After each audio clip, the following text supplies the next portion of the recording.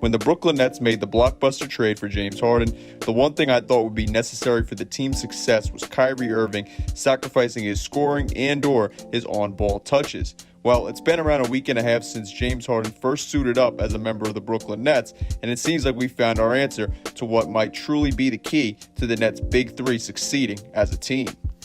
What's up, guys? SCJ here, and if you enjoy the video, then make sure to give it a like as it helps out a lot, and if you're new to the channel and/or an NBA fan, then make sure to hit that subscribe button and notification bell. So last week on January 20th, the Nets' new big three of Harden, Irving, and Durant finally played their first game together with the Nets. The team was in Cleveland where they'd face off against the Cavaliers, and the game ended up being a pretty entertaining game to watch. The Cavs held a 13-point lead in the fourth quarter, but the Nets' big three really came together and turned it on, and they helped the team come back. The game ended up going into double overtime, but after a couple of missed shots and mistakes by the team, as well as Colin Sexton putting up what might have been his best performance since he's entered the league, the Cavaliers would end up beating the Nets 147-135. KD would play 50 minutes in that game, so the Nets ended up sitting him the following game against the Cavs 2 nights later, and the Nets would once again lose to the Cavs by that same margin of 12 points. Despite the fact that the Nets didn't have Durant for that second matchup against the Cavs, it was still evident after that 2-game stretch that changes needed to be made and fixes were also necessary with this Nets team and how they played going forward. After those 2 games against the Cavs, I still felt Kyrie needed to play more off-ball basketball, and a big reason was how he darted down the court with the basketball at the end of the first matchup against the Cavs and hit Colin Sexton in the face, which caused a jump ball and the game to go into overtime, rather than potentially ending the game in regulation and, of course, winning the game, which they did not do. However, after the 2-game stretch they just had where they faced a short-handed but tough Heat team for 2 games in Brooklyn, it seems like we might just know what will be necessary and what the answer is for this big three to find their success together. All-around sacrifice is that answer. If you look here at the total number of field goal attempts taken by Harden, Irving, and Durant during their 2-game stretch versus the Cavs opposed to their 2-game stretch against the Heat, you can see all 3 men took less shots. However, I will say it seems like Durant will continue to still take the same number of shots as usual, as he's clearly their best player, and his numbers really didn't drop at all. In terms of Harden and Kyrie, however, they both took a decent decrease to their total number of field goal attempts.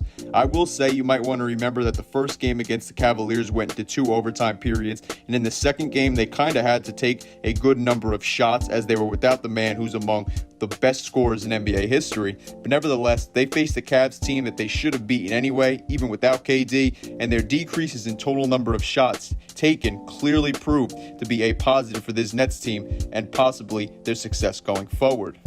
One of the other big positives for them has been the ball movement from the big three has improved during their 2-game stretch against Miami.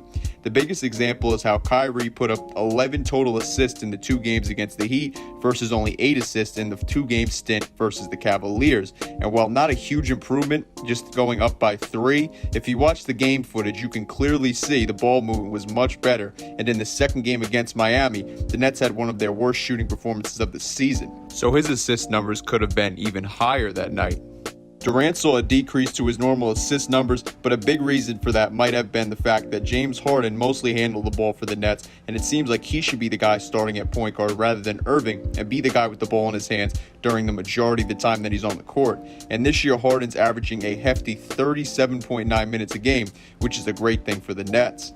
Their second game against Miami was a 1-point game with 6.5 minutes left, but once Harden started distributing like a point guard for the Nets, the offense erupted and the Nets ended up winning the game by 13 points. And when Harden hit his dagger in the fourth quarter, the Nets held their biggest lead of the night, which was 16.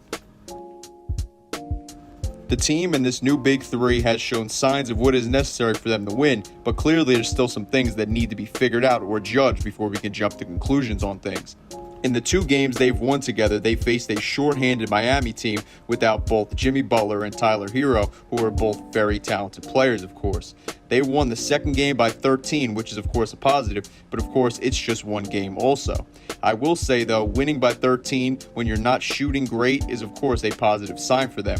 Next thing is you have to hope they've really picked up what they're doing and really figured out what they did against the Heat is the strategy that they need to use going forward. And of course the last thing is their bench.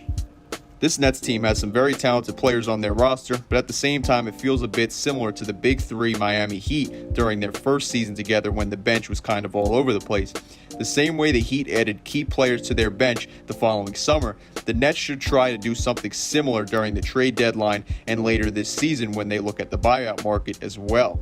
From the recent rumors we've heard about the Nets lately, it seems like they're aware of that issue, and it looks like they're trying to make some changes in that category as well. So it'll be interesting to see what the team's roster looks like come playoff time.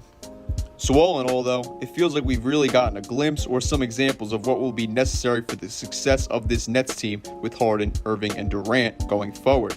It seems like it'll ultimately come down to sacrifice, allowing Harden to be the team's primary ball handler and facilitator, and just the Big Three's ball movement in general. This Nets team still has some questions that need to be answered and flaws to be addressed, but it feels like this already historic Big Three are getting more and more comfortable as well as cohesive together the more games that they get under their belts.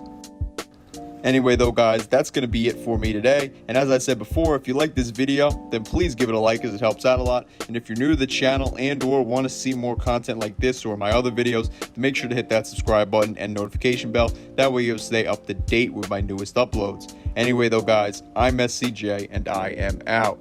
Peace.